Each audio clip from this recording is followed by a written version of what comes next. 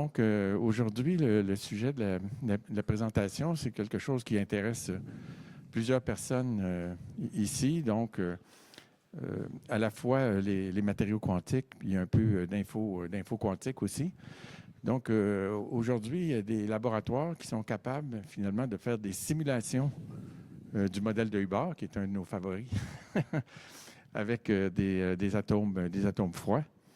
Et puis, donc, Lev, aujourd'hui, ainsi qu'Alex et Aaron, viennent du laboratoire de Marcus Greiner à Harvard, qui a finalement une des les meilleures installations au monde, puis qui ont été capables d'aller à des températures très, très basses, disons, comparables à ce qu'on est capable de faire pour le modèle de Hubbard.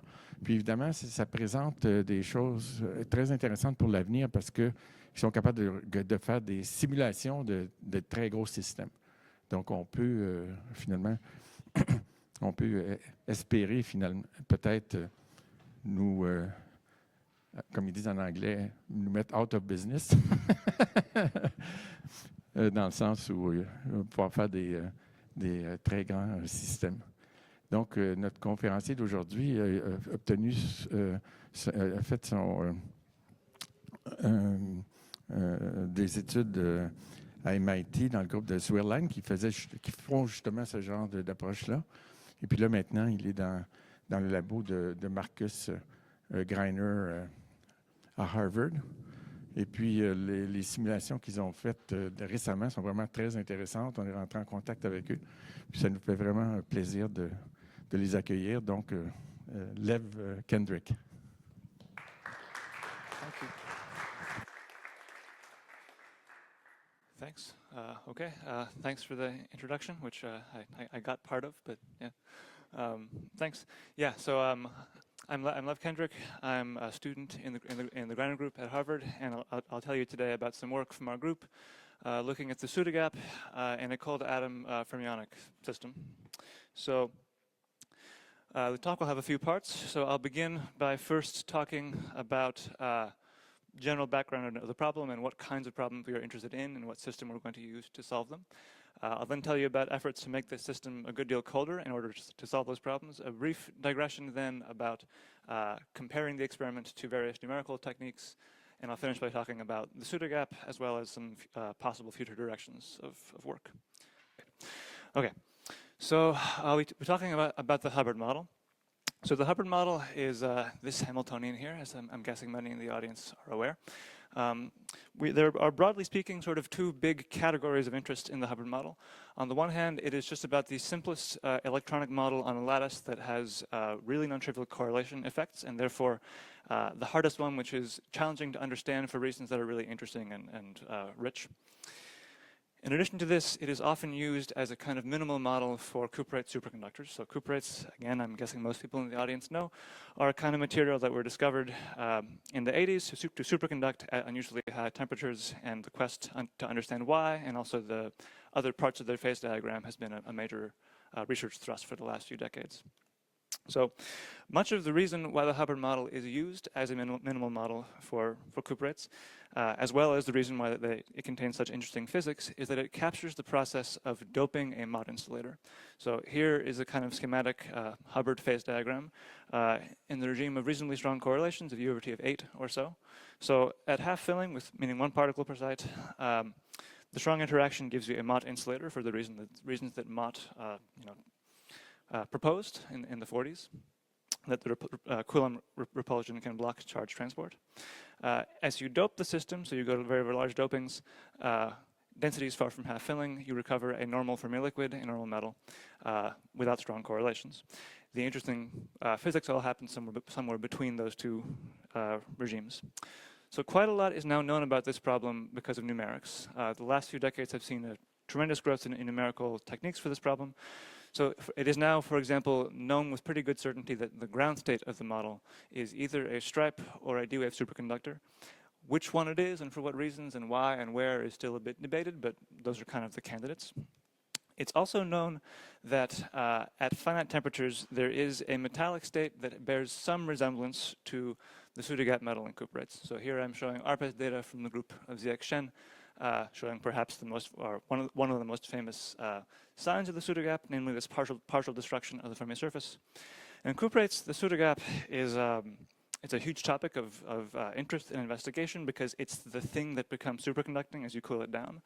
And the anomalous nature of that state is part of what makes the high TC problem so hard. So the Hubbard model has now, there is good evidence that there is a metallic state that somewhat resembles the pseudogap at these temperatures. What remains kind of unclear is questions like, well, okay, how much does this state really mimic that in the cuprates?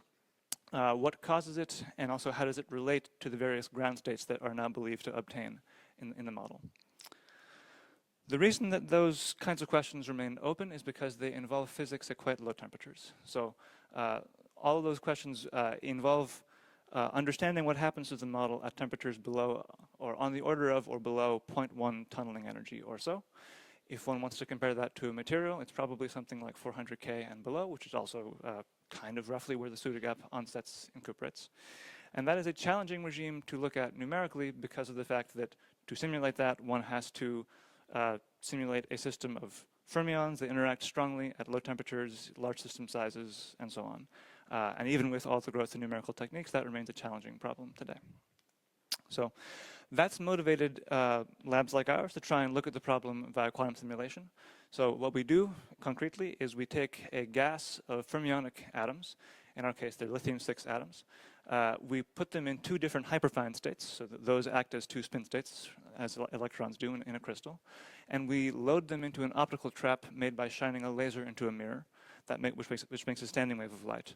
So the motion of the atoms in that structure gives you a Hubbard model because they can tunnel between sites, and because the interactions are short range, they're van der Waals, you really only get purely on-site interactions.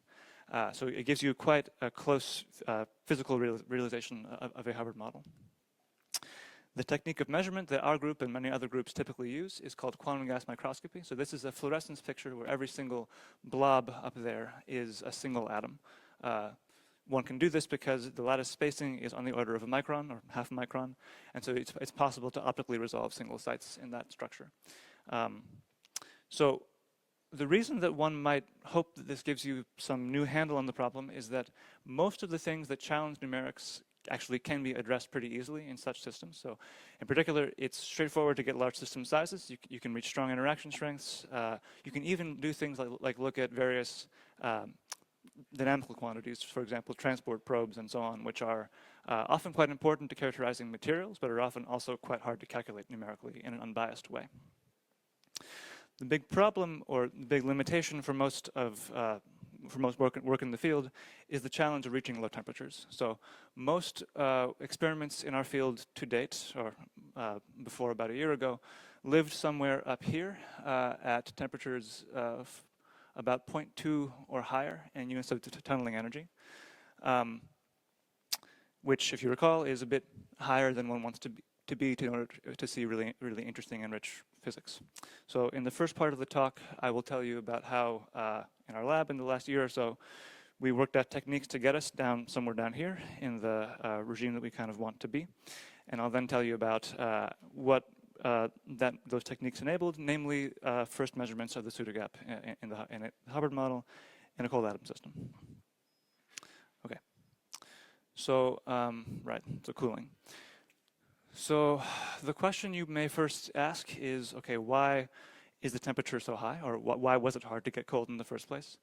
The limitation here really comes from how we prepare the system. So conventionally, the way experiments like this work is you first prepare an ultra-cold Fermi gas, gas of fermionic atoms not in a lattice, and you make that system as cold as you possibly can through a technique called evaporative cooling, where you just let the hot atoms go and the cold atoms can rethermalize. For technical reasons, it is challenging to get below entropies of about 0.2 kb per particle with that technique, and that turns out to be the temperature that gives you in a Hubbard model is not all that low. So this has motivated for a long time the idea of using a different starting state to reach a Hubbard system, namely a starting state that one can produce with much lower entropy. A natural candidate for that state is called a band insulator. So a band insulator, of course, is just a product state in real space. It has 2 atoms per site because there are 2 spin states. And it's easy to prepare in a very high fidelity way because it's protected by a large band gap. So in order to violate this state, to get a defect in that state, which adds entropy, would cost a lot of energy. And so it's possible to people have shown in cold atom systems that you can prepare such states with entropies approaching about 0.01 kb per particle. The challenge with such systems is somehow or other one has to convert that into a Hubbard model. And the big challenge there is that you're beginning with a density of 2 atoms per site in this low entropy state. And somehow to get a doped monoinsulator, you want to get densities of 1 particle per site or a bit lower than 1 particle per site. And you have to do that while being adiabatic somehow. So there have been various approaches to that problem. Our group actually tried this 7 years ago or so. The most direct thing you can maybe think to do is just expand the thing by a factor of 2. You begin with 2 guys per site, you want 1 per site, you expand by 2. That unfortunately caused quite a lot of heating, so the final temperature that was reached in that approach was something like 0.46. And the general belief is that, okay, that was hard because it involves a very macroscopic change in the state. There's a lot of non-local particle motion, and it's hard to stay adiabatic.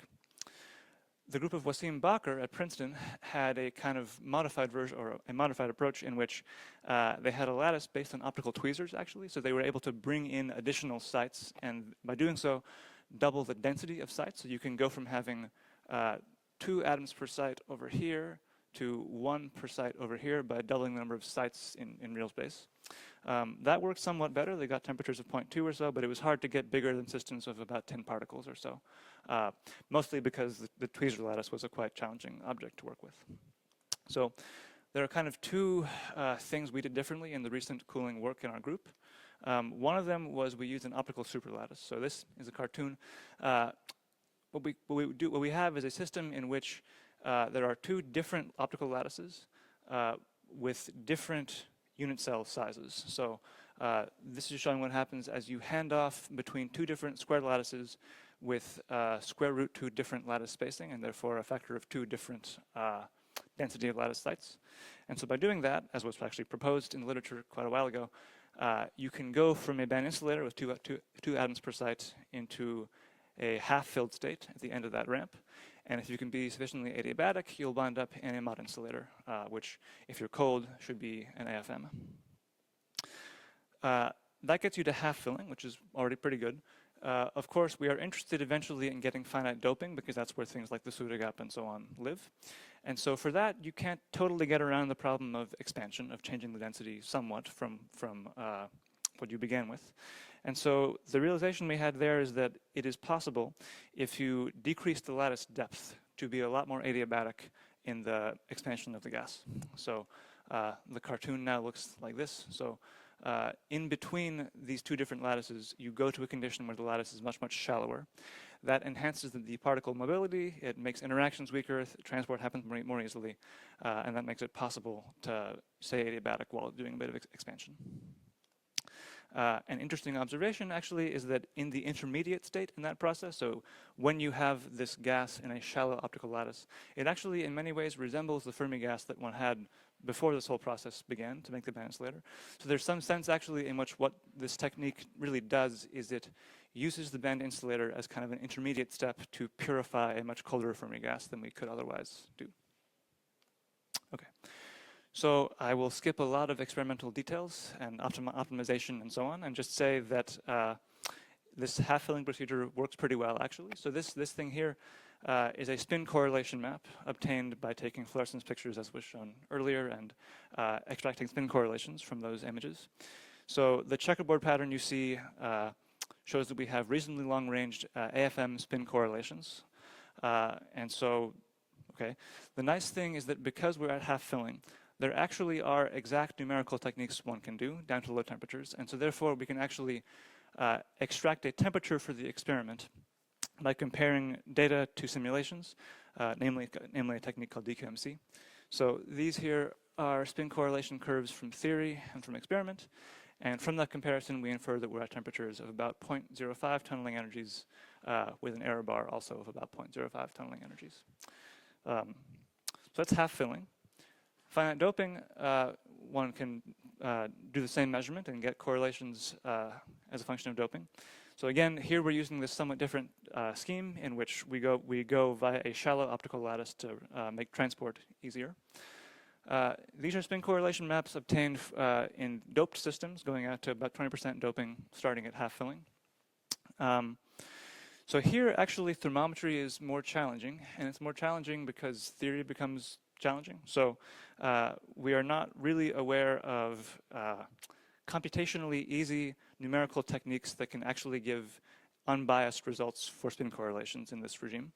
So what we actually do is we compare against an approximate technique called constraint path Monte Carlo. It's approximate. It is believed to be pretty accurate, at least for kind of short-range quantities like spin correlation functions. And so this here is experiment data in points, and then theory in curves. And from that comparison, we believe we are also at temperatures below about 0.1 tunneling energy or so at finite doping. And so that puts us in the regime that we were hoping to access, if you recall from the beginning of the talk, where things like the pseudogap and so on should begin to really turn on. Okay, so once one has a system like that, cold atom Hubbard system at temperatures 0.1 or colder, there's a question of what you do with it. So the first thing that you might do, we already kind of talked about, is compare it against theory, because it is a pretty accurate realization of a Hubbard model, and one can begin to assess, does it really match theory? Do theories match the experiment, and so on. So I showed a moment ago this plot of spin correlation functions from the experiment and from constraint path Monte Carlo. So the agreement here is reasonable, and this again, it's the nearest neighbor correlation function. So it's the 1, 0 or 0, 1 spin correlation. At longer range, longer distance correlation functions actually did not match that well between experiment and theory. So here I'm showing experiment data, again, points, and theory and curves. Notice that the experiment data has stronger correlations than ground state theory, which is a puzzling thing. It looks as if you're colder than the ground state, which doesn't really make a whole lot of sense. So at the time of seeing this, we in the experiment and also our theory collaborators, we saw this and we sort of said, okay, let's check the obvious things we can think of that might have gone wrong in both approaches. And neither of us could really find an obvious thing that was wrong, so we said, okay, let's just put this out and leave the discrepancy as a problem for future work to resolve. So the first steps in that actually came not from us, but from a group at King's College, the group of Kozik, who do diag-MC. So diagrammatic Monte Carlo is a different simulation technique, which is an unbiased numerical technique that is quite subtle. So it's unbiased if you can find a really, really talented numericist that can simultaneously, understand properties of complex series and many-body physics and so on. But it's unbiased. And so what they did is they computed this 1, 1 correlation function in diag-MC. That's these dark points here, dark blue points at low temperatures and also at high temperatures in red. And actually what they wound up finding was that the diag-MC goes somewhat towards the experiment. So if you look, the agreement in that plot between the experiment data and the diag-MC data is better than it is between the experiment and the constraint path Monte Carlo data. To our knowledge, this actually is the first time people have directly compared head-to-head those two methods in this regime, meaning strong correlations, low temperatures, around where the pseudogap should begin to turn on. And so it's an interesting thing. It's an example of quantum simulation experiment, both prompting and also to some extent benchmarking numerical techniques that are really at kind of the frontier of quantitative accuracy on this problem. So that's a quantitative application that one can now do with the experiment in this regime. You might also wonder, okay, yes?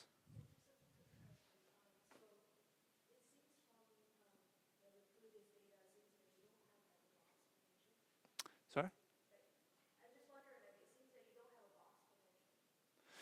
Yes. This is a great question. So the question was, in the previous data, we don't have a box potential, meaning that the potential is not flat. The density has a harmonic profile. Yes, so several things. First of all, the short answer is no, the simulation does not take that into account, and that is one thing we wondered about. We did, so at the time of the paper, what we mostly did to check that thing was we checked as we changed the size of the region in the trap that we averaged over, does that change the result? And it didn't really change things that much. But one could still wonder about, could there be like boundary effects and that kind of thing, or the analog of them that happened. Since then, we have, so in data that I will show next, we have a box potential pretty much, or we have a nominally flat potential with a radius of about 10 sites. So a 20-site diameter region. The correlations look the same. I think for short-range correlations, really, that effect is a pretty small one. Yeah. Yeah.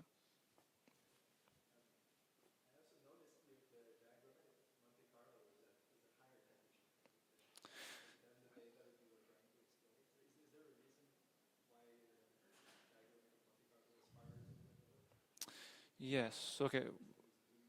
Yeah. So okay. So the question was the diagram C is a higher temperature than our data. So I got two things. One is that the diagram C paper they ran at two temperatures, one being 0.1 and one being 0.25.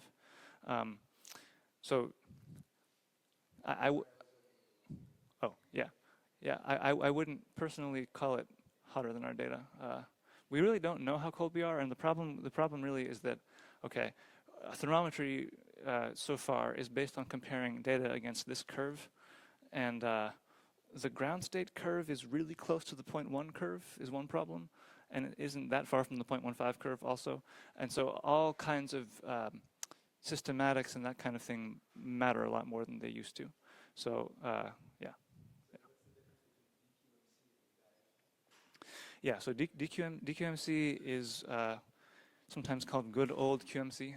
It's Blankenbeckler, Sugar, Scalapino, and so on, way back in like the 80s and 90s. So that one, okay, it's based on mapping the fermionic lattice problem to an auxiliary spin problem, and you then Monte Carlo sample that spin problem. And that's the one that really has the kind of classic sign problem in which except for certain special points like half filling, there is an exponentially bad scaling of computational time with system size and temperature. Diagram C it's newer in some ways. It's been developed for a long time, but it's based on the idea that one can compute diagrammatic series with Monte Carlo.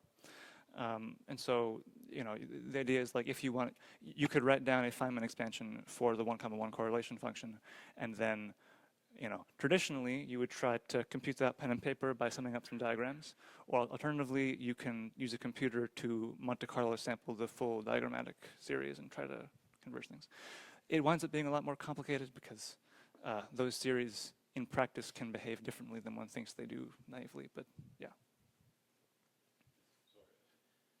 When you measure correlations, so I mean, you're not using a base site, you're measuring correlations between all pairs of sites, including those Yes. parabolic tail. So, okay, in this data,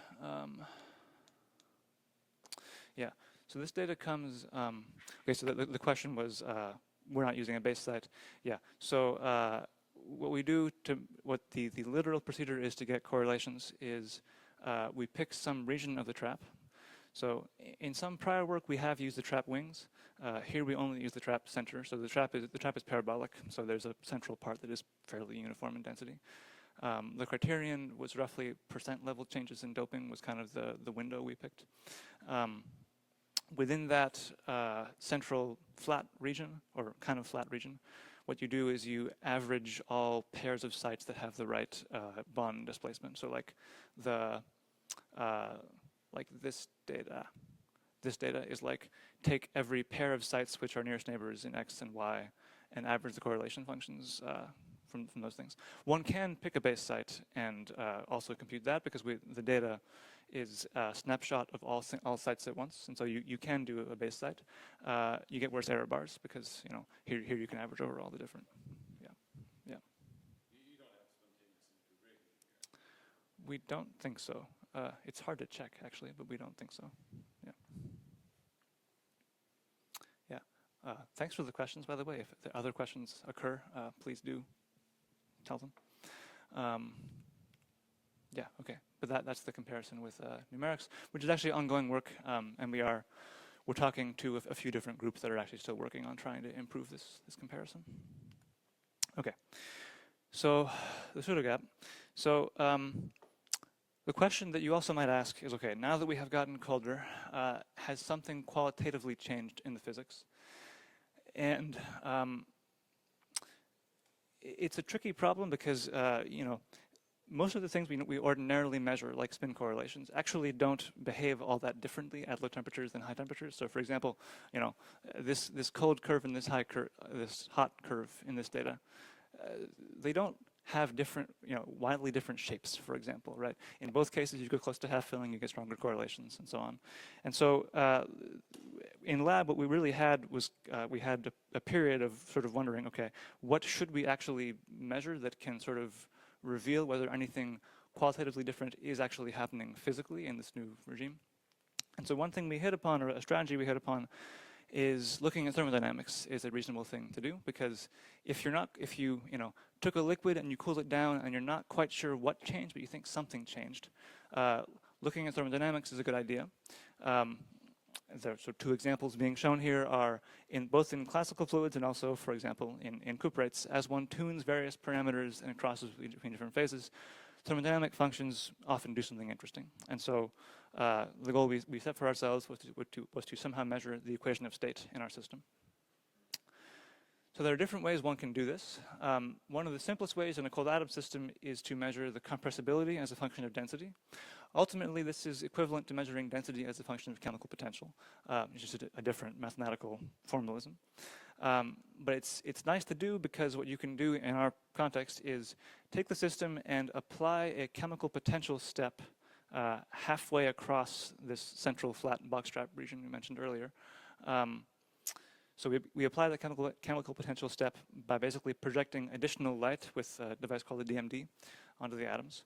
And you can then measure the induced density change that step creates. And from that, you can get the compressibility. So, and then this technique, I should say, is very much inspired by work that was done in bulk gases, so cold atoms, but not in a lattice some years ago. Okay, so that measurement, well, here's how that looks. So at high temperatures, the curve looks like this. So here I'm showing both experiment in points and theory as a line. The theory is dQMC. At temperatures 0.35 or so, one can still do theory pretty easily, so it's a decent benchmark for the experiment. What's happening physically in this curve is that close to half filling, so at zero doping, one is in a mod insulator, and therefore the compressibility is low. As you go to high doping, you recover a Fermi liquid, and the compressibility increases, okay? And between those two regimes, there is some smooth behavior you have. When you cool down, sorry, this is U of 8. Or, well, okay, actually, the calibration of U is an ongoing story that we're working on, between 7 and 8, I'll say, yeah. Yeah. When you cool down in the experiment, one sees the following. So at large doping, the compressibility doesn't change that much, actually, which makes sense because in a Fermi liquid, once one is well below T Fermi, actually one expects the compressibility to saturate. At low doping, however, there is a different behavior. So it rises with cooling kind of strongly, and there actually is a peak in the compressibility at a particular doping, namely about maybe 10, 12% doping. So this interested us because it resembles a feature in the slide I showed a moment ago that in classical fluids, for example, as one approaches a critical point, the isotherms in the equation of state begin to change shape, and that actually is a very similar thing to what's happening here, in the sense that a local maximum in the compressibility means there's an inflection point building up in the n versus mu equation of state. So this made us wonder, have we cooled down to some temperature at which we are now seeing precursors to some kind of critical behavior? So we looked in the literature for what that might be, if anything, and found a lot of things that came from Sherbrooke, actually, which I guess people here probably know. One thing that it might be is Pseudogap. So simulations from the group of Tremblay and others have suggested for a long time, on the basis of a technique called cluster DMFT, that at low temperatures in the Hubbard model, there is a transition between a pseudogap metal and a Fermi liquid, which actually looks in many ways rather similar to the liquid-gas transition in classical fluids, and that a compressibility maximum appears upon cooling as a sign of that physics as you approach the critical point. More recently, there's kind of a different category of explanation that was put forward by the group of Alex Vitek on the basis of a different set of simulations.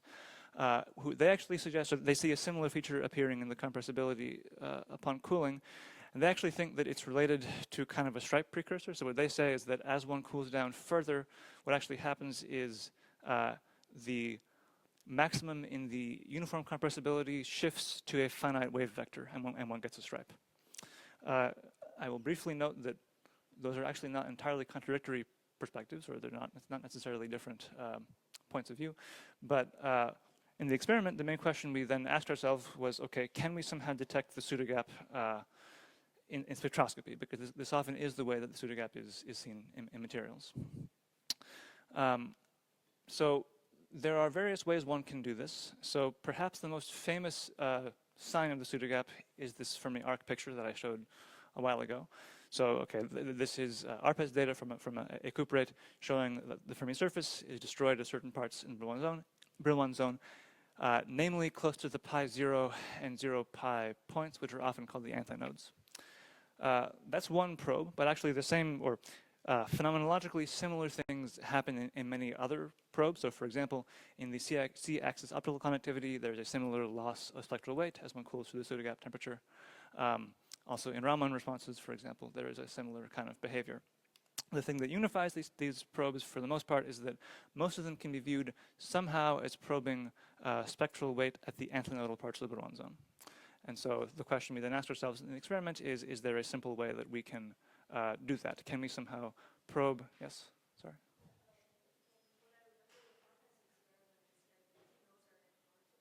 Mm. Great question. So, okay, the first answer is so the question was, it's hard to probe the antinodes in ARPES. Is the same true for us? So we don't have ARPES working in the experiment. So I guess the first answer is yes, because it's all hard to probe. We can't probe it. What I'll show in a moment is a different technique actually that is related. Yeah. But so the unifying feature of much of this spectroscopy is you want something that couples with antinodes. So in the experiment, we can do that through a technique that we called lattice modulation spectroscopy. The technique looks like this. So we make the sample as usual. We wind up with some cold Hubbard system. You then modulate the lattice depths, and there's a choice here as to whether or not you want to modulate the X and the Y lattice in phase or out of phase in time.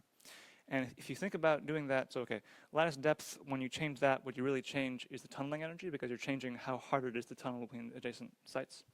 And so what happens is, depending on whether you drive in phase or out of phase, in Fourier space, you can think of that as coupling to different parts of the Brillouin zone. So in particular, if you drive in phase, you access what's often called the A1 response, and out of phase gives you the B1 response.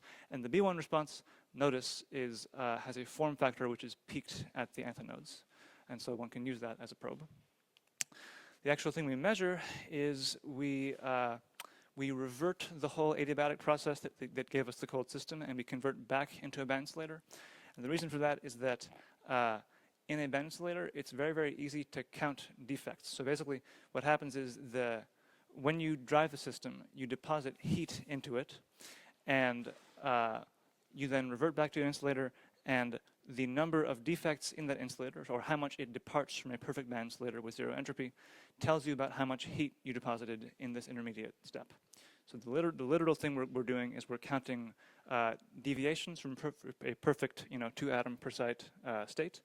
And what that gives us access to is the absorptive part of a response function, which actually winds up looking quite similar to the response function that one sees in Raman scattering in solid state. And in a literal sense, it's a kinetic response function. Okay, so that data looks like this. So these are plots now of the A1 and B1 responses as a function of frequency down here and of doping on the y-axis. So, okay, at large doping, what happens is both responses have something of a peak at low frequencies, which we associate with kind of a Drude-like response because one is in a Fermi liquid, and that's kind of what one expects to see in a Raman-like measurement. As you go to low doping, things change. So in the A1 response, what happens is as you get close to half filling, you lose response. That loss happens somewhat gradually. The loss of response, it makes sense insofar as in a mod insulator, one expects to lose low energy, carriers and so on. In the B1 response, things are a bit more interesting. So two things kind of happen. As you get close to half filling, one thing is that a peak shows up close to, at finite frequency. That thing is quite related to a feature which has been seen in cuprates called the 2-magnon peak. So it's quite nice that we see that also in our spectra. Furthermore, at low frequency, a loss of response appears, and that thing is the pseudogap, we think. It's a loss of response in the Raman-like response function that probes the antinodes. Interestingly, if you recall, the compressibility maximum occurs somewhere like here at 0.1 doping or so. So both losses in response begin to onset at something close to the doping at which the compressibility has a maximum. And so what this winds up saying, or the conclusion of this, is that the loss of spectral weight that one sees in the underdoped regime correlates somewhat with the thermodynamic identification of an underdoped and an overdoped regime. Yes?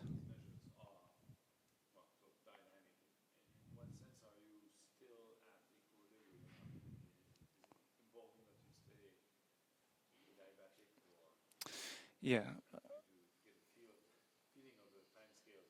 Yes, good question. So, okay, so the question was about are we at equilibrium with the timescales? So we definitely try. Okay, we are thinking very much in a linear response mentality. So the idea, okay, we really want to measure this quantity. Which, via the Kubo formula would be some correlation function of the kinetic energy.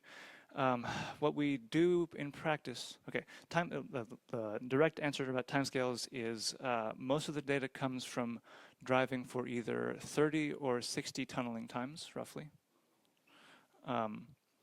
And we have control over the strength of the drive, because the strength of the drive is just how much do you change the lattice depths.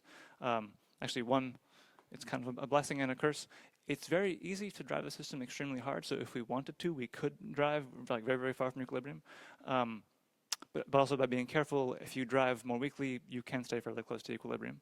So the main thing we do as kind of a sanity check on this thing still being in a linear response regime is that if it really is heating due to a linear response type mechanism, what you expect is for the amount of energy you gain to look like frequency times drive strength squared times the response function times time, total time. And you can play with parameters in that space. So you can check, for example, if I drive half as hard but 4 times as long, is it the same answer? And that kind of thing. Yeah.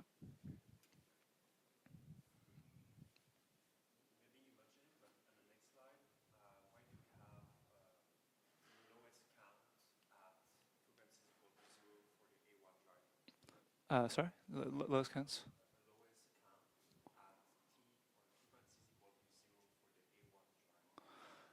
Lowest counts, you're asking why this thing is... Yeah, it's a good question. The short answer is we don't entirely know, and actually that...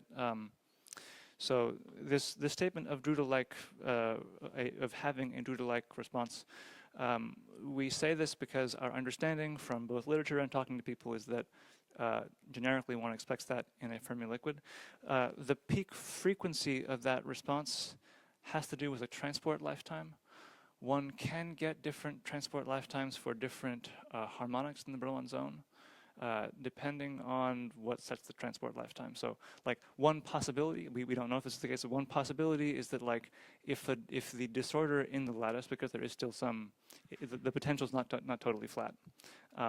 So if there is some structure in that disorder, that could, for example, give rise to a different transport time in A1 versus B1. But we haven't actually understood that carefully where that comes from. Yeah. Yeah. Okay. Yeah. Thanks for the questions. So, yes.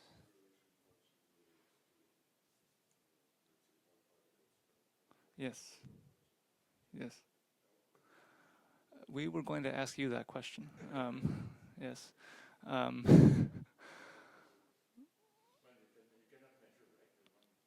Not currently. We have thoughts. We would like to very much, and we have thoughts. Actually, one whole category of questions that we've begun wondering about is to what extent are gaps in the one particle and two particle response functions always the same or not? Yeah. So certainly, okay.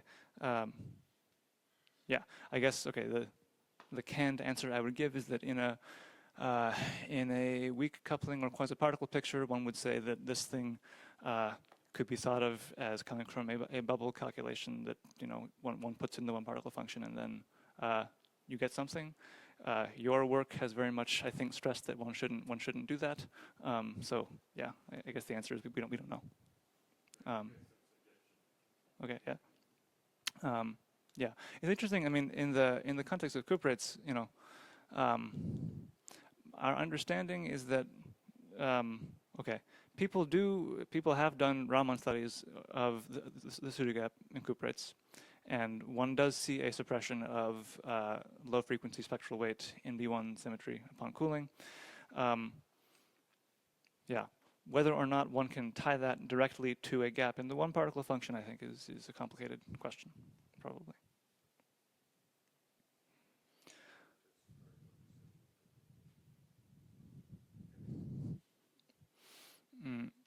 Yeah. Okay. But yes, so with, okay, what's kind of nice now is that with a probe of the pseudogap in hand, it's quite easy to scan various parameters in the experiment and try to understand things about the pseudogap. So for example, here I'm showing a plot now. This data is now as a function of interaction strength and doping. So interactions one can change very, very simply in our system with a B field. This is the actual thing being plotted is low energy response. So it's the part of this plot in which response is lost. It's the lowest frequency part of this response function. So as a function of interaction strength and doping, what you see is that there is, you know, the loss at low energies persists at strong interactions, but fills in at weak interactions. And so spectroscopically, what we wound up seeing is that one sees the loss at interaction strengths above about 4.7 or so. And below that, we don't really see a loss. We can also repeat the measurement in the compressibility that we did earlier, and actually, somewhat similarly, we are able to resolve a peak in the compressibility at interaction strengths of about 4.7 and higher, but not lower. And so, if we combine these two measurements together, we arrive at the following phase diagram in the space of interaction strength and doping. So each point here is a measurement from the experiment of either compressibility or B1 response. And what one winds up with is a statement that there is a kind of rough correlation between the pseudogap as identified from the B1 response as well as from thermodynamics. So there's a statement that at low temperatures and large U, there is a thermodynamically and dynamically distinct regime of the phase diagram. Okay. That's the pseudogap. So as future directions or future work, there are a few things. So I guess, okay, first, as a brief summary again, the two big points of the work is improved cooling techniques to reach much lower temperatures in cold atom-based simulations of the Hubbard model, as well as first observations of the pseudogap in that system. One interesting set of directions has to do with the relation between the pseudogap and stripes. So there's been a lot of numerical work which suggests that there is some link between the pseudogap and stripes. What exact relationship it is still somewhat complicated. And one of the outstanding questions here is that it has been very hard in numerics to see a link between the pseudogap and charge correlations, whereas charge stripes in the ground state usually have a charge component to them. This is interesting from our perspective because the compressibility peak is a charge sector response doing something interesting at low temperatures. And so it's a point we can try to probe. An interesting measurement we can therefore do is generalize the compressibility measurement we did to make it resolved in Fourier space. So rather than applying a step potential to get the uniform response in the compressibility, one can apply a sine wave and look at how much density response you get on the atoms to that sine wave. And you can then change the period of that sine wave and you can extract the compressibility as a function of wave vector. So in different scenarios for what should happen with stripes, one can make a plot as a function of wave vector and doping of the compressibility, and various scenarios in this space will appear as different structures in that plot. So our current data, it comes from taking what we believe is the best approximation to the uniform compressibility in a system with diameter 20. So there is some structure in this plot, we can say, along this axis. And the question then becomes, in future work, what will happen along this axis? So this is actually an ongoing project in the lab. A second thing which is interesting to do, a broader question, is what can one actually learn about the pseudogap given an experiment like this? So one set of questions you can ask is, how much does the pseudogap really mimic the cuprate pseudogap? And the big thing here is that in cuprates, the pseudogap really is it is a linked and somewhat common set of phenomenology seen across many different probes. And the same has not really been established in an unbiased way in the Hubbard model. And so various measurements along these lines would be interesting to do in the experiment. Additionally, because in the experiment it's possible to change parameters that are often not easy to change in a solid state context, one can try to understand things about the pseudogap by seeing how it behaves in response to various changes in parameters. So for example, things like changing interaction strength, as we did in this work, or band structure and so on, one can try to understand the physics better from that. And then as a final note, I guess I'll say that we've been talking about the pseudogap, but there's a question also of what else is down there in the phase diagram, and which is a big, interesting question to look at. And finally, we are hopeful that actually many of the cooling techniques that we arrived at in this work can actually generalize to both to other lattice geometries and also to more complex ultracold systems, which have more complicated physics in them. So with that, I'll thank all of you and the team, and yeah, questions.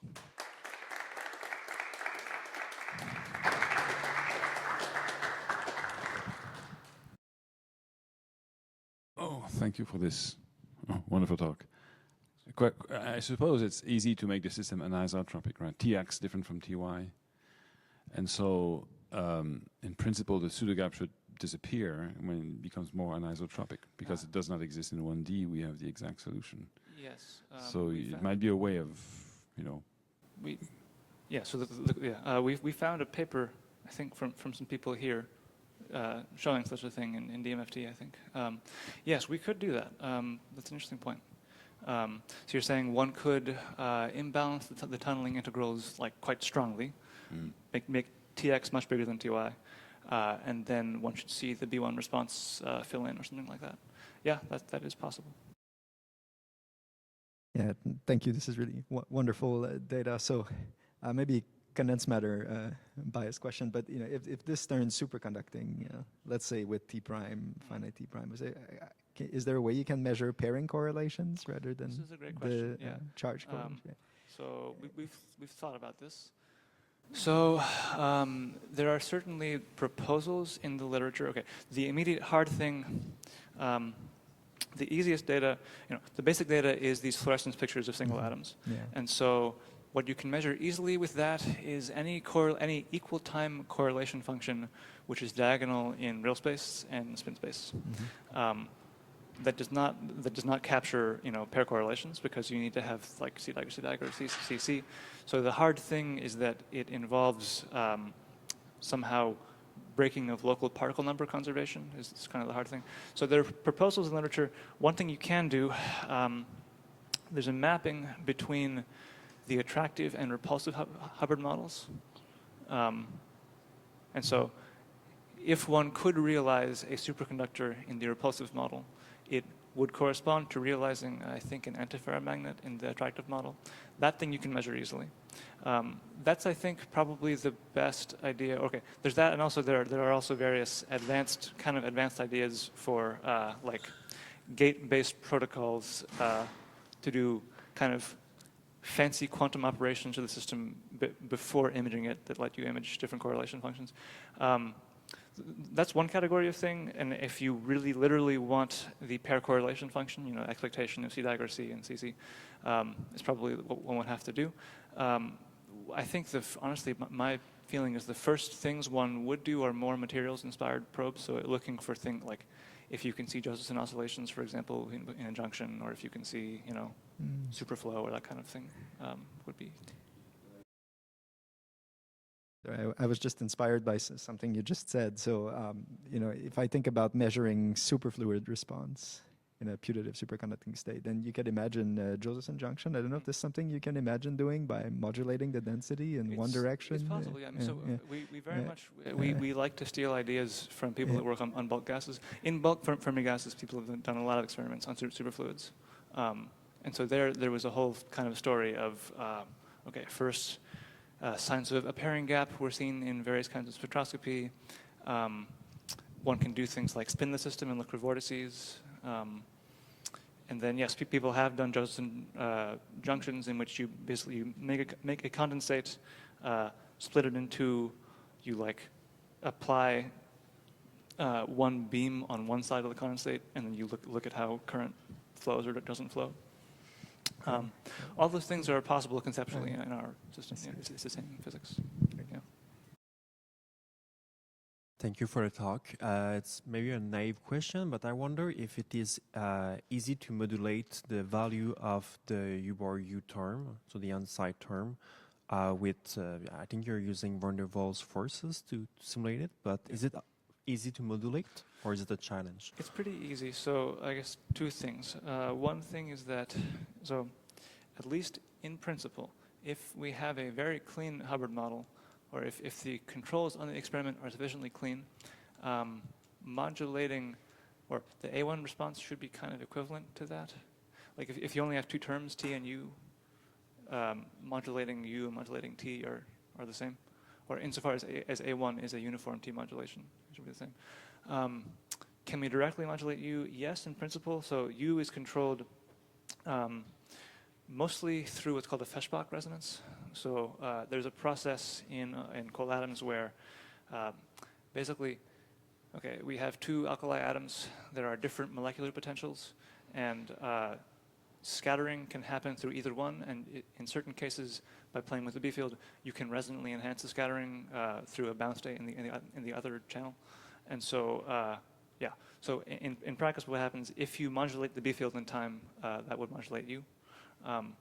It would be hard to do it like extremely fast because there's a big Helmholtz coil that we used to do it with. But some groups actually have done that. Martin Srierland's group at MIT actually has unpublished data which they've been sitting on for a while that does that. Yeah. Okay, thank you very much. Okay, so there are no more questions. I think this was a really great talk. And also, I think you're one of the only speakers that we have that dares repeat the questions, which is really a great talent of yours. But obviously, this is even better here. It's really amazing. Thank you very much. Thanks.